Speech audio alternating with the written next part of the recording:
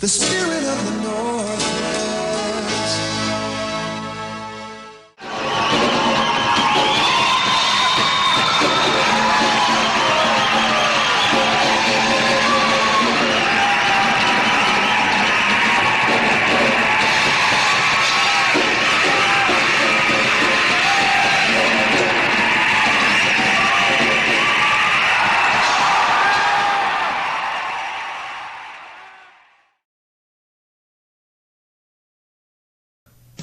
On January 1st, Sub Pop finally signed Nirvana. A couple of days prior, Chris had shown up at Bruce Pavitt's house drunk and demanded they be signed. Quote, "I reflect back on that incident sometimes, and when I say divinely orchestrated, I mean that, because the timing was perfect in every way. He demanded a contract, and he was very intimidating. He was drunk, and he was big, and he was very aggressive. So I called up John and said, 'You've got to get this guy signed, because he is pissed.' John simply went to the library and Xeroxed a contract out of a book, then whited out the names. It was the first time Sub Pop signed a group. In the second week of January, the band was almost done recording the album, which at the time was titled Too Many Humans. It was recorded with a lot of alcohol and cough medicine. Quote, "We were all pretty sick," said Chris. Quote, "Kurt was very particular about his singing, and would get very angry if he couldn't make the sounds he wanted to make. He'd start smacking his chest and stuff," said Chad. And Dino said, "The lyrics were pretty cryptic, and he wasn't particularly into explaining them at the time. I know he was definitely interested in keeping the lyrics as simple as possible so he could perform them. But again, it was the delivery that made the difference." Channing remembers Cobain writing lyrics against the dashboard of the van on the way to the studio. Quote, "And swap meat was originally spelled M-E-A-T, adds Indino, which would have been way funnier." Kurt said, "We purposely made Bleach one-dimensional, more rock than it should have been. There was this pressure from Sub Pop and the scene to play rock music, strip it down and make it sound like Aerosmith." One song, however, struck out from this formula. About a Girl was written in '88 following a fight between Kurt and Tracy. She claimed that he had wrote songs about everything, even masturbation, and not a song about her. Kurt followed this up by listening to Meet the Beatles for 3 hours straight and wrote the song. The title came from when he introduced it to the band at a practice. When asked what the song was about, Kurt simply replied, "About a girl." Quote, "I think Kurt felt nervous about putting About a Girl on there," said Indino, "but he was very insistent on it. He said, 'I've got a song that's totally different from the others. Jack, you've just got to humor me here because we're going to do this real pop tune.'" Floyd the Barber, Downer, and Paper Cuts were just remixed from the Crover demo. Dale had written the drum part for those 3 songs. He played them the best. And Chad was good on the stuff they had written with him. That's just the way it is with drummers, said Indino. No matter how quickly the band had recorded the album, it took a total of 30 hours. The band was very specific in how they wanted it to sound. Quote, "They told me exactly what they wanted. We were using some old rock records as a reference in terms of not wanting to get this big reverby sound. They wanted a dry, crunchy 70s rock sound for that record, a la Thin Lizzy or AC/DC. Which is why that record, Bleach, is a crunchy, in-your-face dry record." When recording was said and done, the album cost $606.17 to record. The bill was fronted by Jason Everman, who is a friend of Dylan Carlson's. Jason had worked as a commercial fisherman, so he was more than willing to pay for it. Everman was credited with having played on the record, and even appears in the cover photo taken by Tracy, yet he never played one note on the record. In February, the band was in San Francisco on tour when Kurt saw an anti-AIDS poster. "Bleach Your Works," it said. "Bleach," said Kurt. "That's going to be the name of our new album." Around this time, Everett True was flown out from the UK to cover the label. This was mostly a last-ditch effort as Sub Pop were almost bankrupt.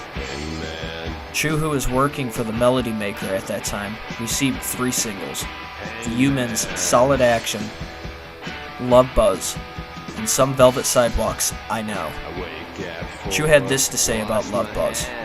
Quote, Nirvana are beauty incarnate, a relentless two-chord garage beat which lays down some serious foundations for a sheer monster of a guitar force to howl over. The volume control ain't been built yet, which can do justice to this three-piece. What is going on down there? Someone passed me a gun. Limited edition of 1,000. Love songs for the psychotically disturbed. Jason started playing gigs with Nirvana in late February. His audition proved to be trouble from the start. Soundman Craig Montgomery says, "When they had Jason in the band, I would listen to each guitar player in the headphones trying to figure out who was doing what, and only Kurt's guitar made any sense." Chad said, "The dynamic of Nirvana didn't change much when he joined. Essentially, Kurt always wanted somebody to play the parts he was playing so that he didn't have to concentrate so hard."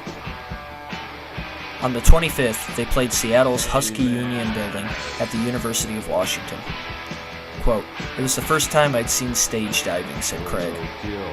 That same day, they did an interview for The Daily. Kurt said, "I'd like to live off the band, but if not, I'll just retire to Mexico or Yugoslavia with a few $100s, grow potatoes, and learn the history of rock and roll through back issues of Cream magazine." In the middle of April, the band played a show with Screaming Trees in Ellensburg, Washington, that made an instant fan out of Tree singer Mark Lanigan. They completely blew me away. It was like seeing The Who in their prime. On April 25th, Kurt recorded with Calvin Johnson and Toby Vale at her parents' garage. They recorded roughly 5 to 6 songs, but only 2 of which were released as the Go Team Bikini Twilight Scratch It Out single. In late spring, the band laid down the Do You Love Me track that ended up on the Kiss tribute Hard to Believe. On June 9th, the band played Sub Pop's Lame Fest at the Moore Theater. The show featured Nirvana as the opening act for Tad and Mudhoney, who were the label darlings at that time. The show was marred with troubles from the start, with confrontations between the crowd and security starting during Nirvana's set and coming to a head during Mudhoney's. Mark Arm said, quote, "Kids started wanting to really get on stage and stage dive and shit. Security got overly rough and unnecessarily so. They couldn't just stand back and let things happen. They had to get involved." Dan Peters said, "That's the bummer about that show. That's what I remember about that show, was hassling with the security guys, having to stop songs in between to yell at them." On June 15th, Bleach was released. The first 1,000 on white vinyl, the next 2,000 came with a poster. Alice Wheeler had done the original photos for the cover, but, quote, "Jason was like Mr. Glamboy compared to Kurt. I don't like them very much, and the band didn't like them either." Tracy Mirander's photo of them at the Recco Muse Art Gallery in Olympia won out. That same night, Ben Shepherd led his friends to do The Worm, where people wriggle on the floor trying to make people fall over. The Recco was co-run by Kathleen Hanna, soon-to-be singer of Bikini Kill. Steve Fisk said, quote, "Nirvana had got so sick of playing benefits, they decided to take the piss out of the whole concept. They played a noise set. A really terrible noise set." Toby Vale joined them and borrowed Slim Moon's drum machine. "It was a noise jam thing," said Toby. "It was fun. Everyone knew everyone. Nirvana played with a bunch of mates. I have no idea how it sounded. I do remember I had blisters all over my hands afterwards." At the end of that month, the band went on their first tour. "It was a total hungry punk rock tour," Chris said. "We ate a lot of crap," said Chad. "A lot of fast food stuff. It would be like a 7-Eleven or whatever, the worst possible food on earth." The band would crash with Lori Barbero of Babes in Toyland in Minneapolis, John Robinson of The Fluid in Denver, and sometimes Joyce Linehan in Boston or Janet Billig in New York. Quote, "I had a lot of bands stay at my place because no one could afford a hotel," said Janet. "Mudhoney, Tad, Nirvana, that's how I met them. Avenue B was not a safe neighborhood back then. When L7 stayed there, Danita got stabbed outside. Another time, a box of Mudhoney's t-shirts got stolen when they were loading out. Rumor had it that for a few months, the homeless people in that area were wearing Mudhoney shirts." On the band's tape player while on tour, they played artists as diverse as The Vaselines, Shun and Knife, Lead Belly, and Led Zeppelin. Quote, "Me and Chris would do the driving, so we'd choose the music," said Chad. Chris was known for his alcohol use at this time. Chad said, quote, "First he'd tell everyone how much he loved them. Then the next thing you know, he's picked up a chair and he's hurling it across the room." On July 8th, to pass boredom on the road, Kurt bought a crucifix at a garage sale in Chicago. There he sat in the passenger seat with the window down and would stick it in random people's face. Quote, "We were passing this limousine, and he shows the crucifix like that, and he filmed it with his Pixel Vision camera." July 13th, the band played Maxwell's in Hoboken, New Jersey. This was the show that Kurt asked Jay Massis of Dinosaur Jr. to join the band. Quote, "Kurt said, 'You should join my band.'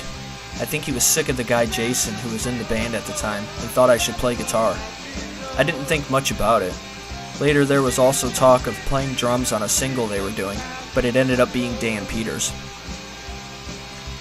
After their show at the Pyramid Club on July 18th, the band was ready to ditch Everman. Quote, "They left him at my apartment," said Janet. "Kurt told me before the Jason thing's just not working." On August 20th and 28th, Kurt and Chris joined Mark Lanigan and Mark Pickerel in Reciprocal Studios. Quote, "We were all becoming big blues fans," recalled Pickerel.